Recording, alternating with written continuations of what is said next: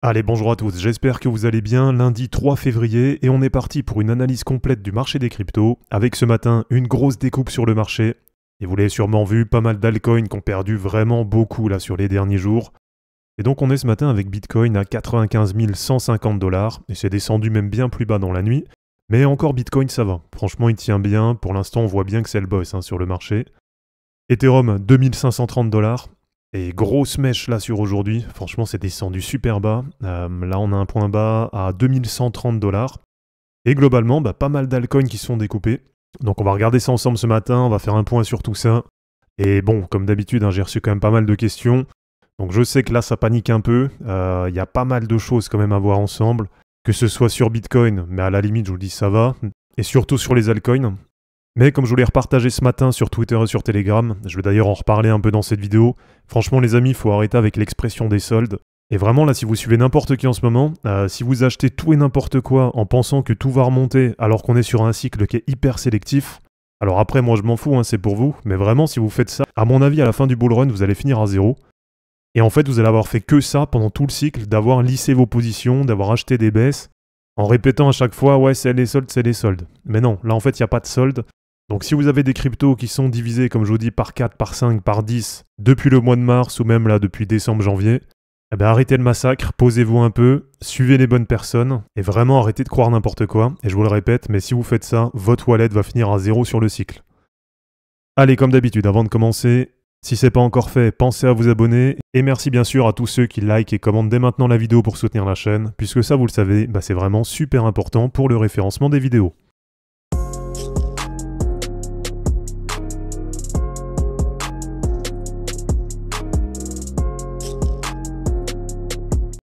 Bon, franchement, petit coup de gueule ce matin, j'en ai marre des questions comme ça. Ouais, Kaiba, est-ce que c'est les soldes ou est-ce que... Arrêtez, arrêtez avec les soldes, franchement, il n'y a pas de soldes, ça n'existe pas les soldes.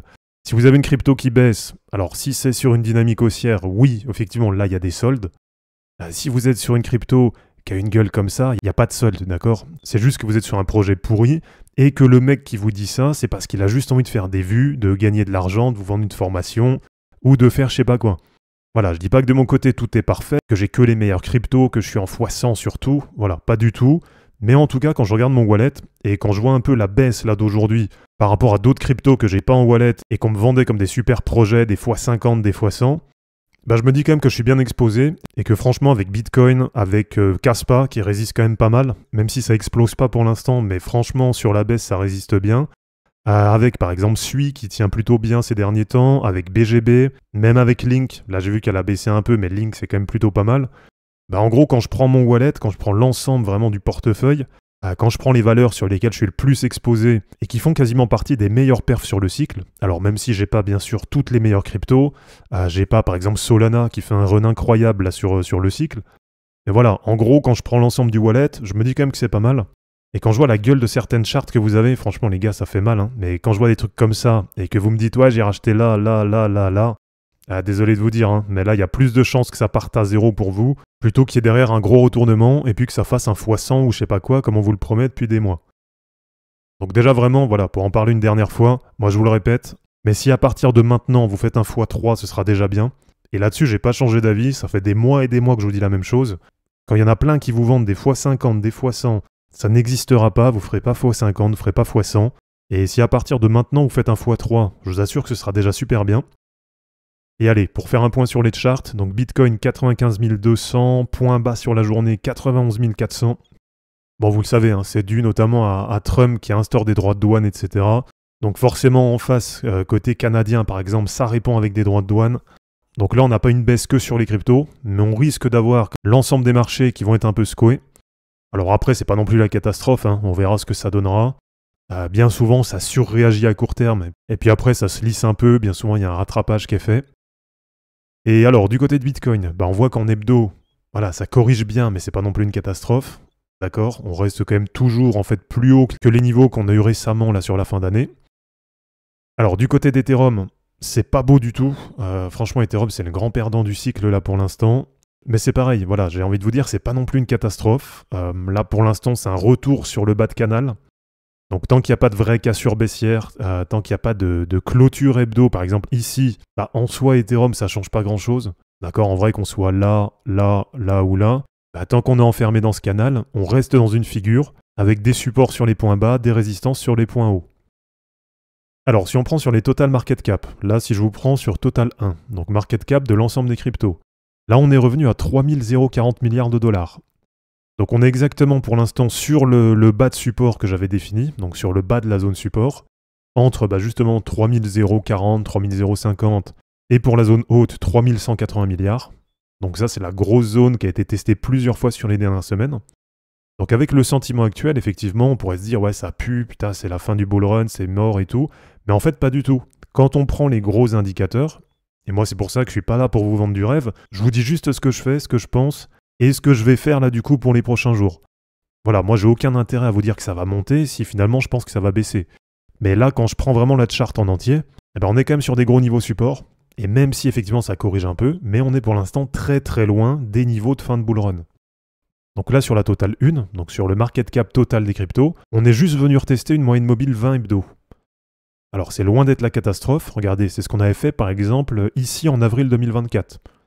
Donc on sait même que là sur par exemple août et septembre 2024, on était descendu bien plus bas et on était venu tester la moyenne mobile 50 en hebdo. Donc comme je vous dis, même si effectivement avec le sentiment global de marché, on se dit que c'est la catastrophe, mais en fait en réalité ça reste quand même plutôt bien orienté à la hausse. Alors si on prend par exemple sur Fibonacci, si on trace un retracement de Fibonacci depuis la hausse, depuis l'élection de Trump, donc depuis début novembre, eh ben c'est pareil, on est quand même très loin d'une catastrophe, d'accord? On n'est pas parti là complètement à la baisse. On est pour l'instant juste sur un retour sur les 0,618 de Fibo, et on voit qu'ici là il y a quand même pas mal de rachats. Et on est en fait limite à 2 doigts de réintégrer et de revenir sur les 0,382 de Fibo. Donc vraiment, quand vous prenez indicateur par indicateur, quand vous vous posez vraiment sur les charts, on est franchement très loin de la catastrophe. Donc là, que ce soit en hebdo ou par exemple même en mensuel. Là, si je vous montre en mensuel. Alors quand vous dézoomez, déjà, on voit que la dynamique haussière, elle est bien toujours là, elle est toujours présente. Et si je vous mets par exemple les moyennes mobiles, on est juste sur un appui en mensuel sur la moyenne mobile 7. Et on avait eu par exemple, regardez, sur les mois précédents, donc c'est pareil, sur mai, juin, juillet 2024, on était en appui sur la MM7. Et on voit que sur les mois suivants, juillet on était passé un peu en dessous, mais surtout août, septembre et même octobre, on n'était pas très loin. Là on était plus proche de la moyenne mobile 20 mensuelle. Donc voilà, vraiment il faut relativiser.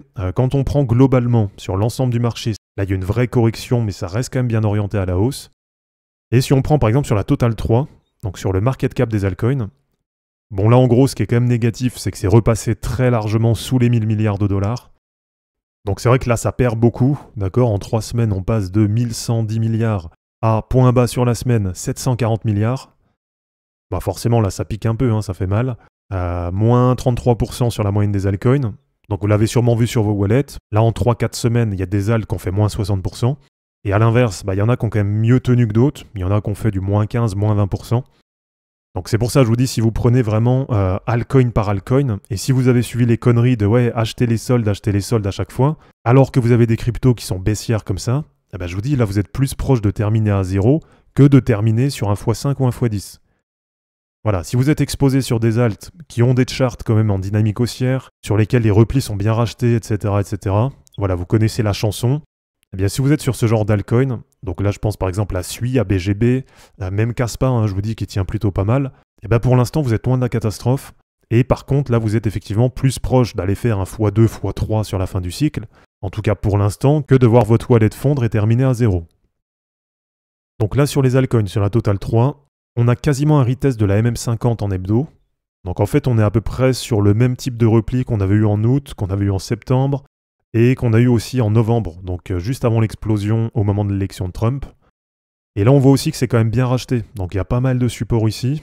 En tout cas si ça s'en tient là pour cette semaine, on verra bien ce que ça va donner. Mais on serait pour l'instant que sur un repli sur une moyenne mobile 20 en hebdo.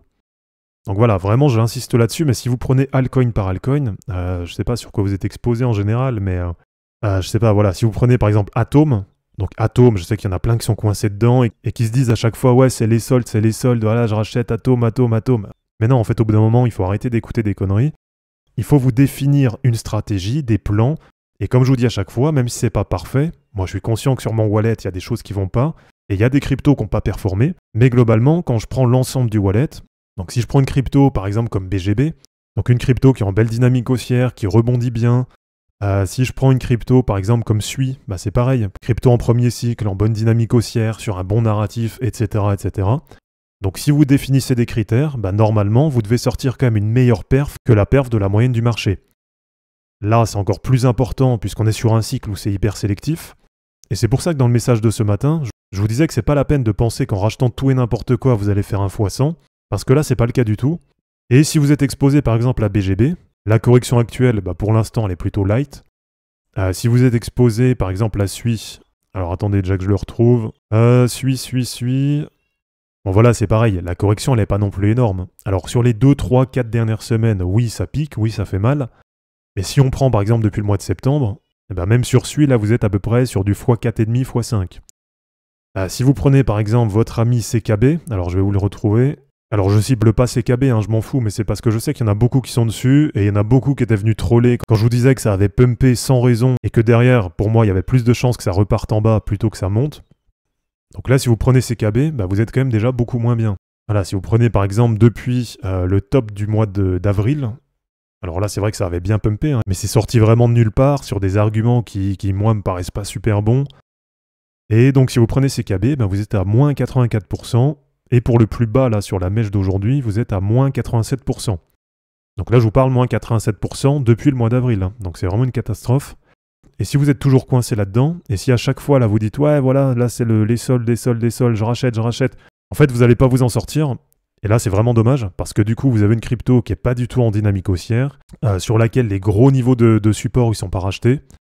D'accord, là on voit que la MM20 elle n'avait pas été rachetée, la MM200 elle n'a pas été rachetée, la MM100, bon, elle a tenu, mais avec un peu de difficulté, mais allez, elle a quand même tenu. Derrière c'est remonté, là on voit que la MM20, tout ça, c'est même pas racheté.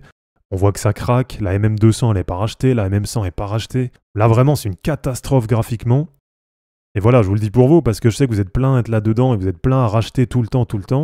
Je sais pas, par exemple, moi, pendant un temps, j'étais sur Kanto. Après, je me suis rendu compte, effectivement, que c'était pourri. Et Kanto, j'en suis sorti. Mais j'en suis sorti il y a très longtemps, d'accord? Je suis pas resté coincé là-dedans à dire « Ouais, je rachète. » Au bout d'un moment, je vous dis, il faut savoir sortir de ses positions. Il faut savoir renforcer, comme je vous dis, les cryptos qui sont en dynamique haussière. Alors, contrairement à ce que certains m'ont dit, ça veut pas dire courir après les bougies vertes. Vous prenez une crypto, par exemple, comme Kaspa. Voilà, Kaspa, c'est pas du tout une catastrophe graphiquement. Alors, effectivement, ça fait un an que ça range, donc de ce côté-là, c'est pas non plus une des plus dynamiques depuis fin 2023, début 2024. Mais quand on prend vraiment tout son historique, on voit que c'est une crypto où les MM20 hebdo sont bien rachetés. Ok, on voit qu'à chaque fois, chaque repli, là, c'était bien racheté. La MM50 hebdo, c'est pareil, généralement, elle a bien tenu. Là, on a une MM100 hebdo qui a l'air quand même assez solide, je pense qu'elle va tenir. Mais voilà, en tout cas, on est très loin d'une catastrophe graphique comme on a sur d'autres. On n'est même pas pour l'instant sur une crypto qui est passée vraiment baissière. Là, en gros, ça reste dans un espèce de gros range. On en reste en tout cas pas très loin.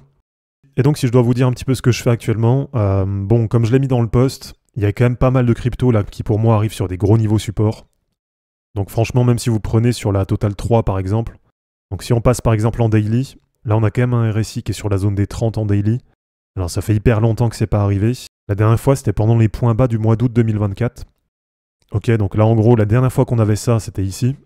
Donc si on prend déjà globalement sur la moyenne des alts sur la Total 3, on est probablement sur des points bas, on est sur des gros niveaux support. Et si je vous prends altcoin par altcoin, alors là je vais vous montrer moi celle qui m'intéresse déjà bien sûr.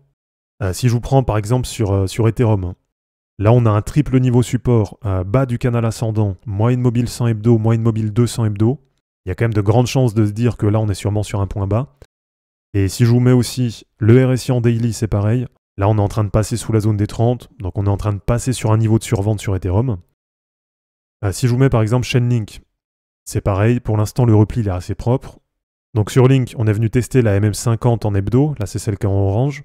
Et pour l'instant, on a une belle récupération, une belle mèche. Donc il y a un peu de rachat là dans ces niveaux. Et c'est bien parti pour l'instant pour récupérer la MM20 hebdo.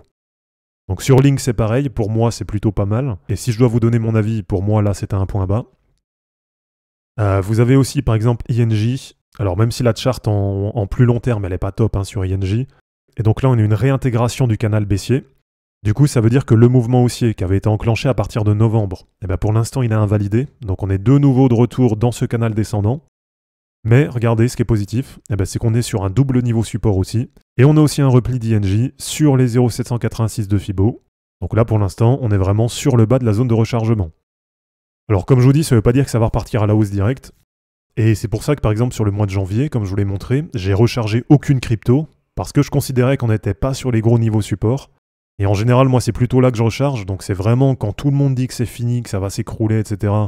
Donc vraiment, quand on arrive sur des MM20 hebdo, sur des MM50 hebdo, voilà, vous connaissez, c'est généralement là que je recharge. Mais comme je vous dis, c'est vraiment sur des cryptos ciblés et qui correspondent à des critères que j'ai définis. Mais c'est pas pour autant que là, aujourd'hui, je vais aller recharger tout et n'importe quoi. Et donc c'est pour ça que sur le mois de janvier, bah voilà, j'ai pas du tout rechargé. Et que maintenant, bah, je me retrouve quand même avec 15,7% d'USDT. Donc à voir si je vais recharger ou pas. Là, très franchement, j'ai pas encore défini. Voilà, j'ai bien envie de voir si là, sur les prochains jours, ça va pas recraquer un petit peu. Et puis par exemple, sur du INJ, pourquoi pas aller la choper vers le bas de mèche. Voilà, ça c'est quelque chose qui est possible, hein, que ça redescende un peu. Et pourquoi pas reprendre du INJ vers 11,30, 11,50. Je pense quand même que ce genre de niveau, c'est possible. Donc INJ, moi que je garde quand même en tête pour une recharge. Link, donc pourquoi pas de nouveau à peu près ici. Donc Link, pourquoi pas vers 16, 16,50. Voilà, si ça revient ici, je me poserai la question, peut-être que je rechargerai. Et par exemple sur Ethereum, bah, c'est pareil. Si ça repasse sous la MM200 hebdo, donc là on est aujourd'hui à 2600$, entre à peu près 2480 et même 2100, enfin voilà, hein, dans toute cette zone. Bien sûr que si ça revient ici, je pense que je reprendrai un peu. Mais là vraiment, comme je vous dis, c'est sur quelques cryptos que j'ai identifiés à l'avance, sur des niveaux qui sont quand même bien définis. Mais voilà, je vais pas aller recharger n'importe quoi. Là, par exemple, aujourd'hui, j'irai pas me dire, tiens, je recharge encore sur Kanxium, d'accord? Je vais pas tous les 2 jours aller lisser la position sur Kanxium, alors qu'on voit qu'il n'y a rien, il n'y a pas de traction dessus, il n'y a plus de volume, il n'y a plus rien. Donc pour le moment, ce que j'ai, je le garde, parce que c'est pas non plus une énorme position. Mais en soi, si je dois aller renforcer, je vais pas aller le faire là-dessus. Et je vais plutôt aller le faire sur les cryptos qui sont quand même assez dynamiques, sur lesquels les gros niveaux tiennent bien, etc., etc. Mais en gros, voilà, pour terminer cette vidéo, pour moi, je pense vraiment qu'on arrive sur des points bas. Dans tous les cas, si ces niveaux y cèdent, bon, inutile de vous dire que sur les alts, ça va vraiment dégommer. Mais si vous sélectionnez bien vos cryptos, si vous arrivez à isoler celles qui sont quand même les plus fortes graphiquement, bah normalement, je pense que ça devrait quand même le faire. Et pour la suite, bah malgré tout, pour l'instant, il n'y a pas non plus d'invalidation. Donc je reste quand même assez positif. Et même si aujourd'hui, ça paraît sûrement assez compliqué, mais je pense toujours que cette prévision, elle est valide. Et je pense toujours qu'on peut aller chercher un point haut sur Bitcoin, que j'ai défini autour de 175 000 $. Et pour moi, c'est toujours possible sur une période étendue entre fin mars 2025 et fin mai 2025. Donc voilà, c'est terminé pour cette vidéo. J'espère en tout cas que ça vous aura plu. Donc n'hésitez pas à aimer cette vidéo, à la commenter et à vous abonner pour en suivre d'autres. Je vous rappelle que dans la description de cette vidéo, vous allez retrouver tous les liens utiles et les liens pour me soutenir. Et je vous dis à bientôt pour une prochaine vidéo. Ciao!